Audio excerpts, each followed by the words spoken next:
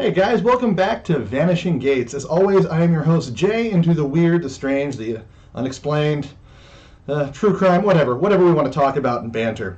So we are upon that wonderful season of miracles, Halloween. We're just a few short days away, and there's still time for you guys to check out Jason Glenn's awesome work over at Cotton Studios on Facebook. So go give him a shout out, tell him Vanishing Gates sent you. It'd be great.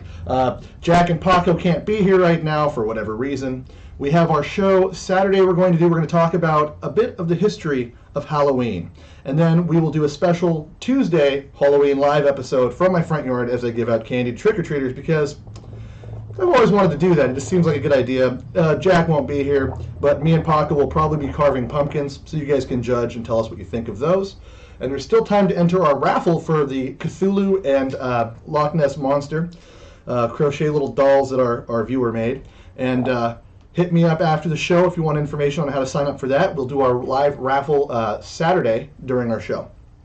Now, this evening we have a special guest. She is the star and creator of this YouTube channel, The Spirit Chick. We have Ansley with us. How are you? Hi, I'm great. How are you? I'm not doing too bad. Not doing too bad. Long day of work, but finally got to sit down and our schedules met up where we could actually do an interview together. It's awesome. Yeah, I'm happy about it. So, for those of you for the viewers who don't know who you are, can you give them a bit of background about yourself? So, I've been interested in the paranormal since I was about 7 or 8 when I had an experience with a toy of mine that actually levitated and moved around my room. And after that, I was afraid of the paranormal for quite a bit. But when I was about, I'd say, 13 or 14, I got really interested and decided to start my team, The Spirit Chick. And so then I've been investigating solo and with a cameraman sometimes since then. So it's been quite a few years. You actually had a toy got up in the air and moved around. Oh yeah, when I got it from a thrift store, and I thought it was the cutest thing when I was a kid, and I was like, this is great, I can't wait to take it home. Little did I know, that night I took it home, it would be a night of terror, because it started moving around my room multiple times, and I didn't know what was happening as a child. I thought maybe I dropped it on the floor, maybe I got up and moved it, but I never sleep lost or anything like that. And then I eventually opened my eyes, and it was floating right in front of me, and I was like, yeah, nope, I'm out. Oh, wow. That's... so what... Yeah, and then I did some EVPs after that, and I caught some voices of a little girl, so I figured out a little girl spirit was actually attached to the toy, which is pretty cool. Oh, that's awesome. What did you use to record the EVPs back then with? I used a Sony digital recorder. It was my first piece of equipment I got when I was younger, and it's pretty much what I used for about 3 years before I got more equipment. But I still have that voice based on my digital recorder to this day. Oh, that's awesome. What kind of toy was it, out of curiosity?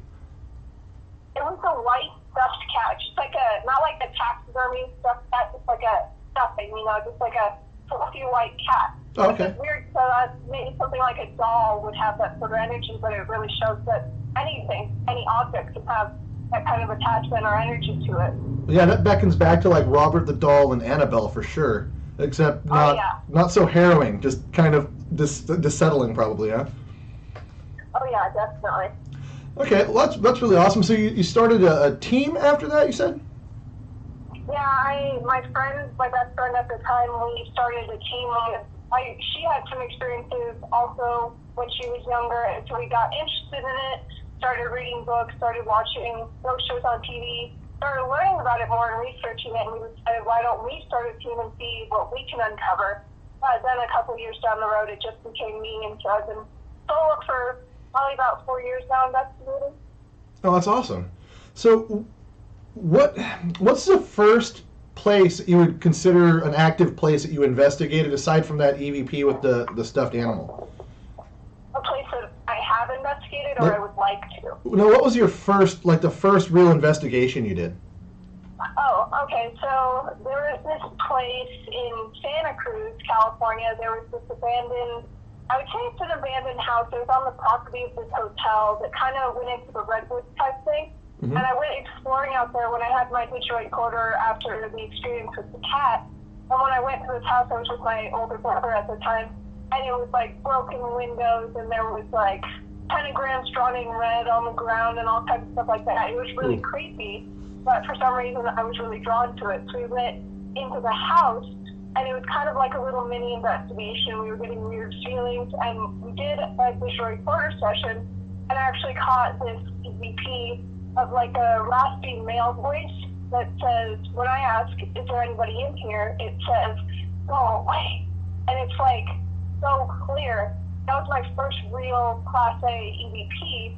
And after that, I thought that was cool, but at that time we were still really new to it, so we were afraid and we left. But when I came back there years later, I did full investigation with the camera and like a K2 meter and stuff like that, and actually caught a really cool shadow figure on video there too. Oh, wow. Is that video on your channel, on your YouTube channel? No, it's not. Sadly, I never posted it, but I probably should. That would be awesome. Yeah, definitely. I completely forgot about that until I just started talking about it right now. See, there's a reason we do these interviews, so things can come up back to light. See, it's perfect. Everything happens for a reason. The universe has its way of working around, right? So, Oh yeah, absolutely. what's the most frightening investigation you think you've done? Or is there one that's like actually frightening, or is it more just you were young and it didn't really, you weren't comfortable yet with everything, or? I've had some investigation. I don't usually get like scared. I get uneasy on investigations. I don't like to project my fear into the environment because we're too feed off with that. Yeah, but you don't put that energy out there. What did you say? Oh, I said, yeah, you don't want to put that negative energy out there if you can avoid it, for sure. Right. So there's been a couple investigations where I've got very unsettled, but not completely scared. There was an investigation I did at the old Washoe Club, which is really notorious for paranormal activity in Virginia City, Nevada. And I was investigating there, and I believe we were on the third floor, actually, which is a floor notorious for the man in black, which is supposed to be a darker spirit. And I didn't believe he was a dark spirit, but I did believe there was negative energy there. So when we were investigating, we started getting these growls and demonic voices. And so we hadn't really experienced that ever before. We'd never had like demonic growling or anything like that. And so that was very uneasy. And then when we were up there, I was asking, can you tell me your name? And it's almost like the voice that came through on the spirit box mocked me, because it was a very dark, raspy, growling voice that said, Ansley. Like it was mocking me, like saying, that's my name. You know what I mean? Oh, wow. And so that definitely was really unsettling. And the whole rest of the night, I remember going upstairs throughout the rest of the area, and I just was in tears, and I just felt so much pain. And I felt like I was getting stabbed in like my torso area, and I didn't know why. So that was definitely scary because I wasn't sure what was happening. I remember we had to actually stop the investigation at one point and just take a break because it was getting too overwhelming. Yeah, no, I've heard that about things going on. So I'm guessing you're probably a bit of an empath then, huh? Oh yeah, I definitely believe that, and I've been told that a lot. Yeah, I kind of got that impression watching your videos. Oh yeah, I feel a lot of things, definitely a lot of emotions when it comes to investigations. You're definitely very passionate about your investigations and the supernatural, for sure. I've noticed. That's awesome. Yeah, that's my biggest passion, definitely. So, what got you started? What made you want to start the YouTube channel? Is it just a way to show everyone what you've compiled evidence-wise, or?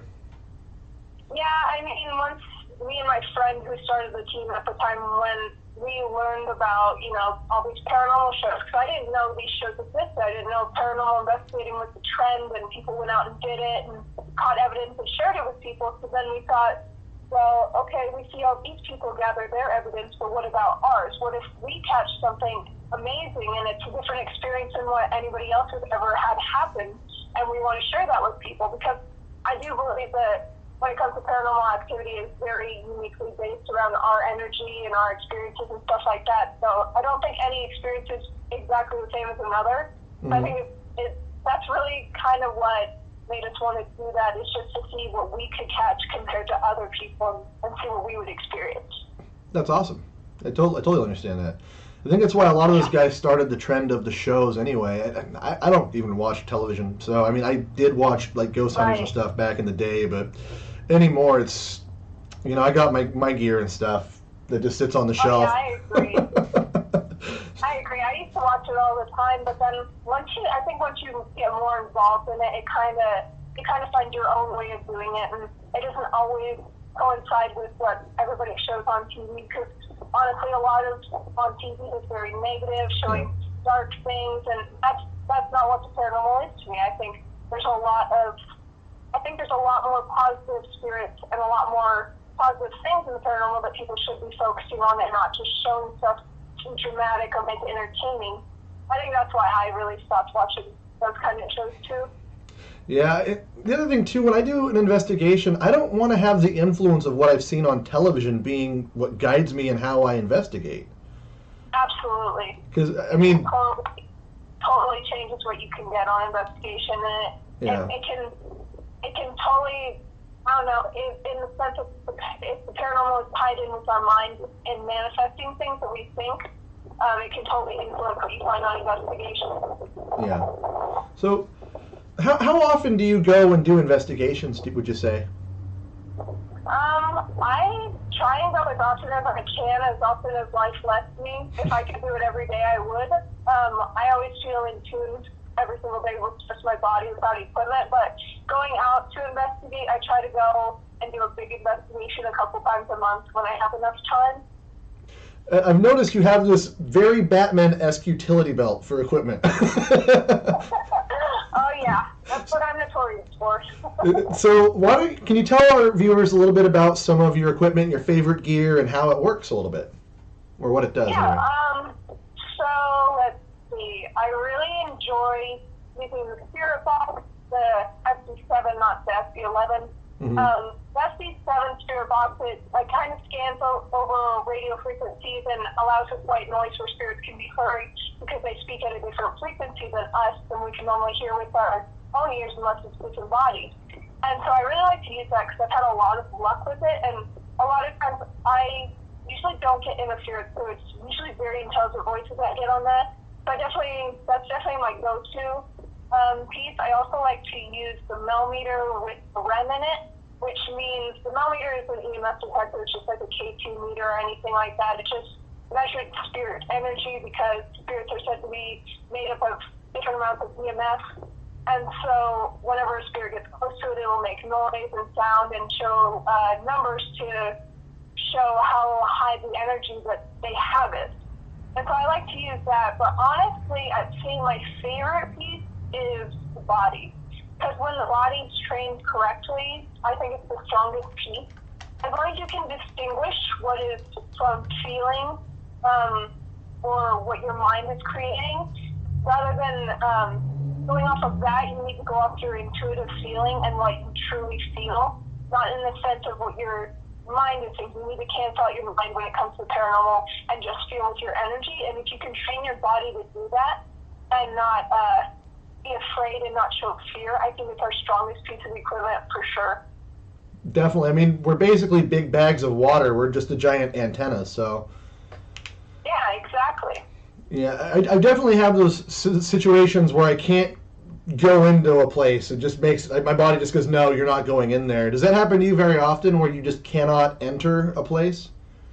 Oh, yeah, I've definitely had times where it's definitely not a welcoming feeling and you just know you're not supposed to be there. I try to push through it, but sometimes it's just too much and you know you shouldn't be there. It's like walking through a big metal spider web that just pushes you right back. Oh yeah, that's exactly how I describe it too. It's just like a wall that you can't see. You just can't go any further. So, do you have a place that you investigate that you like to continually go back to, like a favorite haunt, if you will? I really am a big fan of Virginia City, Nevada, just because everything in that town is it has so much history. It's a very well-known place in the paranormal. Through television, different TV shows have been to that place a lot. But I like to investigate the hauntings there, or the supposed hauntings there, that haven't been investigated. And there's definitely one I'm still following that I've been following since last summer that's not a popular one. So I definitely go back there a lot to try and continue work on that case. Okay. Where are some other places that you've gone? Tell us some of your favorite haunt stories where some of the best evidence came from. Let's see. So there was this time we went to this place called the St. George Hotel, which is in Volcano, California. It's a really cool town. It's like an old west town. It's very small. There's probably a total of maybe 3 or 5 residents, permanent residents there. And it's really not that known, but I'm actually surprised because of the activity we had there was insane. I definitely categorize it in my top 3. It might even be my number 1. But when we went there, we were lucky enough to have the whole hotel to ourselves that night, and little did we know that a surprise thunderstorm was going to come that night. And so while we were investigating, I mean, there was a little bit of activity. We were hearing voices, we were hearing footsteps, we were getting some EMF spikes and whatnot, but nothing crazy. But then as soon as the thunderstorm hit, we hear the thunder rolling in the background, and it's so loud. And all of a sudden, we get these voices on our audio list, which spirits will use different amounts of energy to select words in this word database to communicate to us. We started getting these words on the audio list telling us about a little girl that drowned. It's saying drown, fall, creek. And little did we know there was actually a story there that was supposedly a legend, that a little girl drowned in the creek right next to the hotel that was literally 5 feet away from the hotel, but no one ever had it documented, so we didn't know if it was true. But then after we got those words from the audio list, it was unbelievable to even think about. Did we just get told by the little girl herself that she drowned in the creek? Oh, wow. So that's always been a top piece of evidence for me. A very, very amazing experience. I've never had such intelligent communication like that. Yeah, the Oculus is a really interesting device. I've never used one, but I've read about them and I've seen them used. It's a great concept for sure. Oh yeah, definitely. Like I just bought my SB7 like a few weeks ago, and I played with it a little bit, but not really got anything that I would say, because I'm really skeptical about it. And, right. You know, I hear things I hear a different frequency sometimes than some people hear. So I found that playing it in reverse. Sometimes scanning and sweeping in reverse seems to have a little better results for me, I think. But yeah, that's what I do as well, to kind of get rid of any interference and stuff like that. Yeah, it cuts the random chance that you're actually going to get a sentence out just because it's on the radio too, you know? Oh yeah. So if you had a dream location that you could investigate, what would it be? It would be Waverly Hills Sanitarium, without a doubt. That would be a great one. I have wanted to go there my whole paranormal life. That's been my dream place. I actually heard, I don't know if this is true or not, that they were going to turn it into a hotel or apartments or something like that. Have you heard anything like that? I haven't, actually. No, I'd have to look that up. I'm going to have to Google that later and do some research. If they're going to do that, I think that's really surprising to me, because I don't think they should turn a place like that into a hotel with all that remaining energy. I mean, maybe it's a big fan of The Shining. They're trying to get on it. Right? Yeah. So, that would be intense.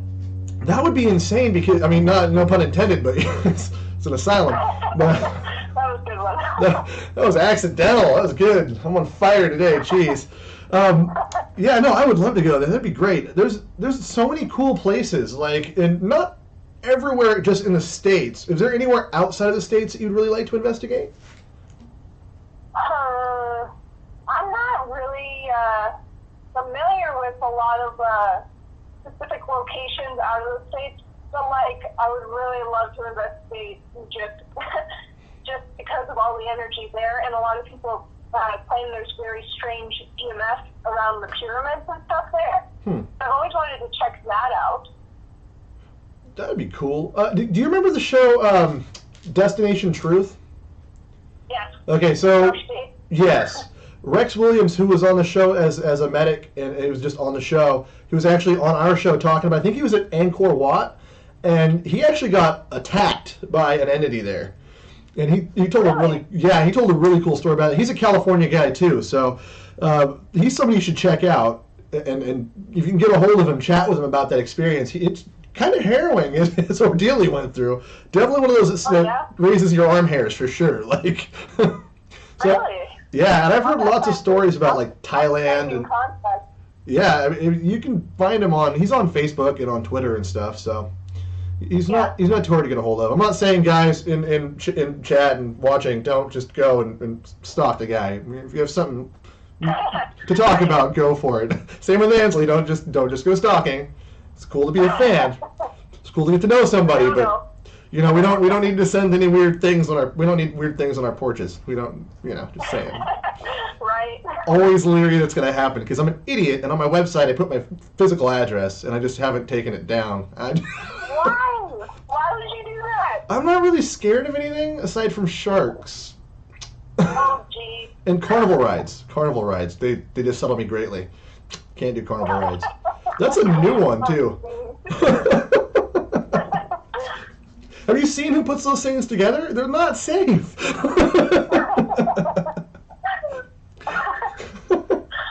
So if you could put together a scenario were you to do an investigation with someone from one of these great television shows, who do you think it would be? Like, is there some particular person you'd really like to do an investigation with? I have always looked up to this person since I got interested in like paranormal shows and whatnot, and I still follow her to this day, and I read her book and everything. I'm not sure if you heard of her. Her name's Kim Russo.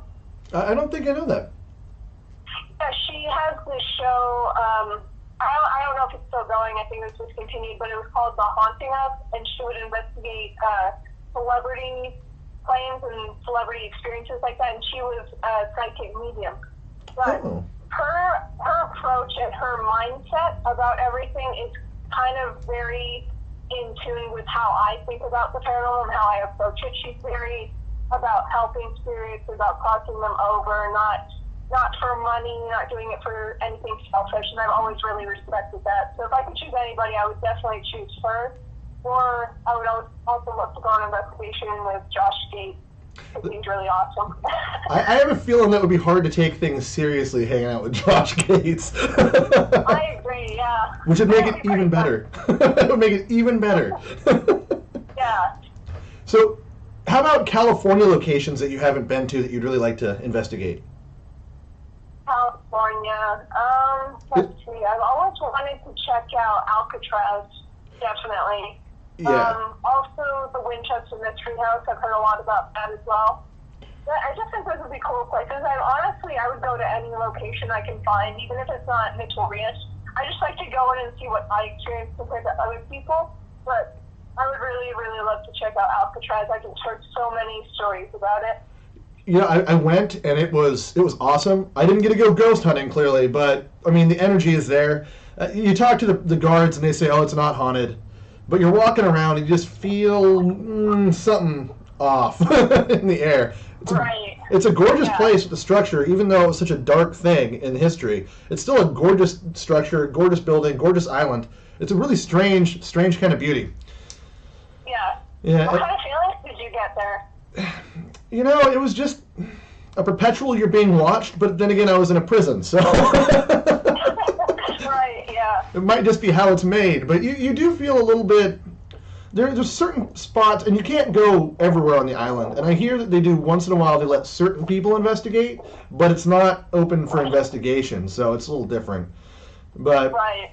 I did the main tour with the headphones, and you walk through station to station, and the narrator tells you what's going on, and you hear from inmates, and it's really cool. But you do definitely want to take the headphones off and kind of wander around. They just tell you not to. Right. Sleep off. And then Winchester, I think, does do ghost tours now. Oh, they do? That's what I've heard. I don't double check, fact check me. I'm not totally sure, but that's what I heard that they do. I think it's like Halloween night or something. They go do ghost tours, but they're super hard to get into. You got to book them years in advance, and that's a shame. Every time I've been there, like in the area, I'm like, I really want to go, but I don't have a reservation. Yeah, it's kind of sad that you have to make a reservation like that. I know some places you can just walk into and they just give you a tour or let you investigate, Yeah. But I get why they do it, but it's just a shame for people who are obsessed with it like us. Yeah, I don't know. There's some places here, like where I live in Eureka. We're like way north California. We're almost to Oregon. And it was a big gold rush boom town kind of thing. Lots of stories here. Lots of great buildings I've been trying to get into for days. And some people just don't want their business looking like it's haunted. Right, yeah. Have you ever got a chance to go to the Queen Mary? No, I have wanted to check that out, though. That would be pretty rad. So. Have you gone? I have not. I never go that far down. I'm never in LA. It's like I want to go there. I want to go to that area and be there just for that. But I don't have any other reason to go down where it's that hot. So Right. I just stay up here where it's still relatively rainy and foggy all year long. You know. Yay. Bigfoot area, you know. It's I live like a couple hours from where Patterson Gimlin was filmed, so. Yeah. So what's next for you? What kind of upcoming investigations do you have going, if any? So I'm hosting a Halloween event this year. It's actually this weekend on the 29th, the 30th, and the 31st, and it's in Virginia City, Nevada, at the Mackey Mansion. And I'm doing it with a couple of friends, but it's like a haunted house, like a jump scare kind of thing. There's a bunch of different themes and stuff like that, but we're also going to do an investigation, and there's going to be a jack-o'-lantern carving contest, and whoever wins that wins their own private investigation at the mansion for a couple hours as well. So that right now is my very next upcoming thing, but after that, I'm not sure yet. I guess I'll just go with wherever the spirits guide me, you know? That's pretty awesome. Yeah, I can see that. That sounds like a good event. So how can people get information on that if they want to, on a whim, join you on that? So you can go to the Mackey Mansion page on Facebook. It's just Mackey Mansion as seen on Ghost Adventures is the one that's titled. And you can get all the information about that. And you can also go and look at my Spirit Chick pages. I post it on Instagram, on Twitter, and on Facebook, the information about it. But yeah, if anybody does anything to do for Halloween, even you, come on out and we'll have a great time. Just bring a costume and have fun. That would be awesome. I wish I could make it down there, but I already know that I can't. It's unfortunate because I would love to. It'd be great.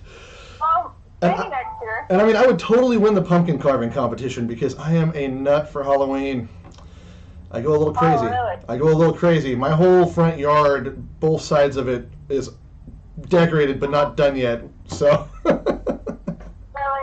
Oh yeah, it's bad. So my neighbors, I thought they'd complain, but none of them have yet. I guess I haven't put out enough corpses. I don't know. I'm dropping the ball. I'm dropping the ball. So why don't you let the viewers know where they can find you at on social media and whatnot? So you guys can also find me on any of my Spirit Chick pages. It's the same username, just the Spirit Chick on all my social media. It's on Twitter, on Facebook, Instagram, and on YouTube. That's pretty much it. I go on there every day to interact with you guys. So if anybody ever has any questions or anything like that, you can talk to me there, or you can email me at thespiritchickofficial@gmail.com, and I won't bite. You can say hi to me. I'm not vicious.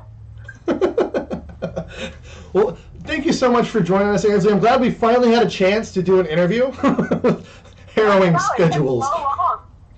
Well, I would love to have you on again one of these days. That'd be great. Yeah, I'd love to do that. Cool. It's an And honor. I look forward to your next video and have a great time at that event. Yeah, thank you. I hope you have a good Halloween. Well, thank you. Happy Halloween to you, too. We'll talk to you soon. Okay, bye. Bye. All right, guys, just joining us. That was Ansley, the Spirit Chick, host of, let's see if I can, that way, mirrored image, camera, right there. That one. I'm failing at this mirrored image crap. Ansley, the Spirit Chick. That's the Spirit Chick on YouTube, Twitter, and everywhere else. So check her out. She does investigations. She's an empath, and she has a really cool Halloween event coming up at the Mackey Manor in Vegas City, Nevada this coming weekend. So check her out. It's awesome to have her on. Guys, don't forget, Saturday we have our regular show at 7 o'clock p.m. Pacific time. We're going to be doing our drawing, and still time to get raffle tickets for Cthulhu and Nessie. If you want to hit up and get raffle tickets, email me at vanishinggates@gmail.com for information on how to get those, and we'll do our drawing Saturday night. Paco will be here, but Jack will not. He will not be here on Saturday, he says, or on Tuesday, which is H Day, because he has to work. I'm very heartbroken about this. It's our first Halloween, and he has to work. But, you know, Can't blame the guy. Got to make money. I'm proud of him. He's doing well, it seems, kicking butt at his job. So it's always it'll be good to have him back next week. So guys, as always, thanks for watching. I am your host, Jay, for Jack and Paco. Have a great time, and we'll talk to you soon. Please don't forget to like, follow, share, subscribe. Click that little notification thing on the YouTube channel. And if you have stories, or if you have a topic or a guest you'd like us to have on, let us know at vanishinggates@gmail.com. Don't forget to follow us on Twitter as well. I do check that fairly actively. And one day I'll get another phone where I can check it all the time. All right, guys, thanks for watching again. We'll see you soon. If I don't see you sooner, have a great and happy Halloween. Bye.